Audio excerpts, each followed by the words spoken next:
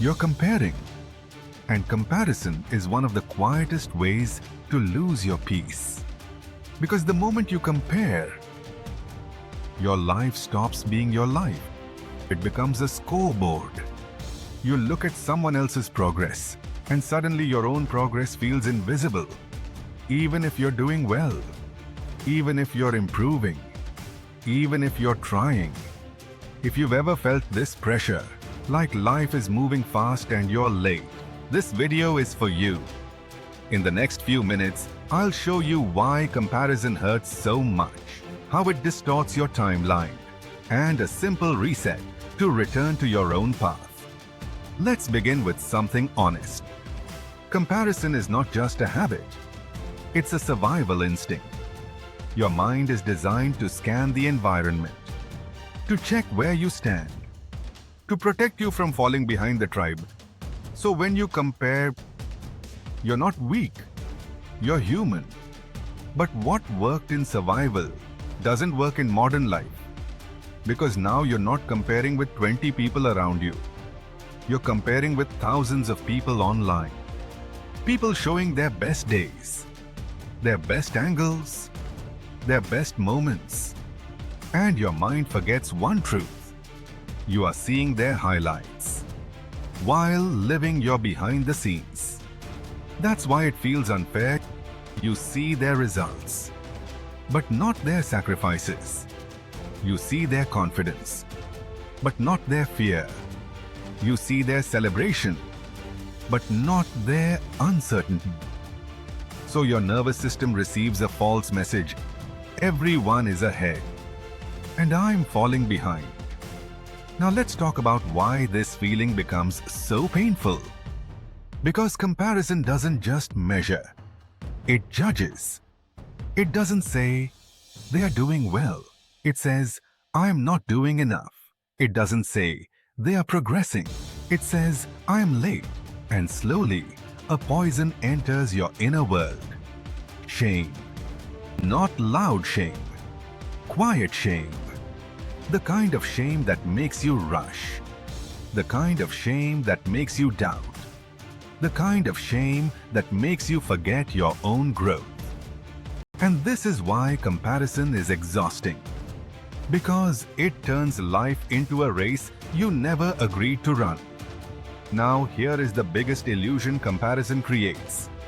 It makes you believe there is one correct timeline. By this age you should have this. By this time you should be there. By now you should be settled. By now you should be successful. But life is not a straight line. Life is seasons. Some seasons are for building.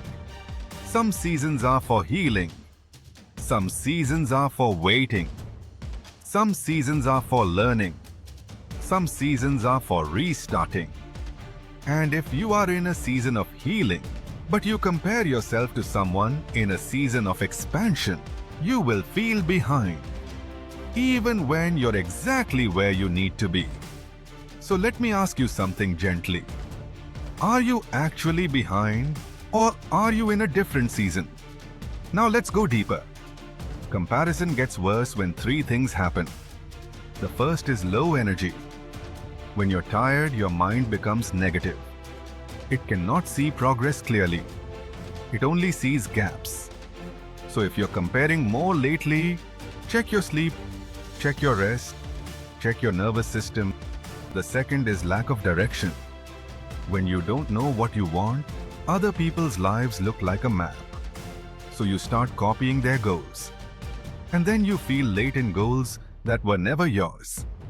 And the third is social media exposure. Not because social media is evil, but because it constantly shows you the next level. New money, new bodies, new relationships, new success. And your mind starts believing that normal life is not enough. So it becomes harder to feel content. Now here's the quiet danger. When you compare too much, you start living for validation. You start choosing what looks impressive instead of what feels true. And slowly, you abandon your inner compass. That's when people look successful but feel empty. So what is the solution? Not quitting everything, not becoming a monk, not pretending you don't care. The solution is returning to your own path. Here is a simple reset you can do when comparison hits. I call it the 3-step return. Step 1. Catch the comparison early. The moment you feel that tightness, that sinking feeling, that urgency, say to yourself quietly, "This is comparison." Naming it reduces its power. Because you stop believing it is reality. You see it as a mental pattern. Step 2. Shift from their life to your life. Ask one question. What is one thing I improved in the last 30 days? Not a big achievement, a real improvement.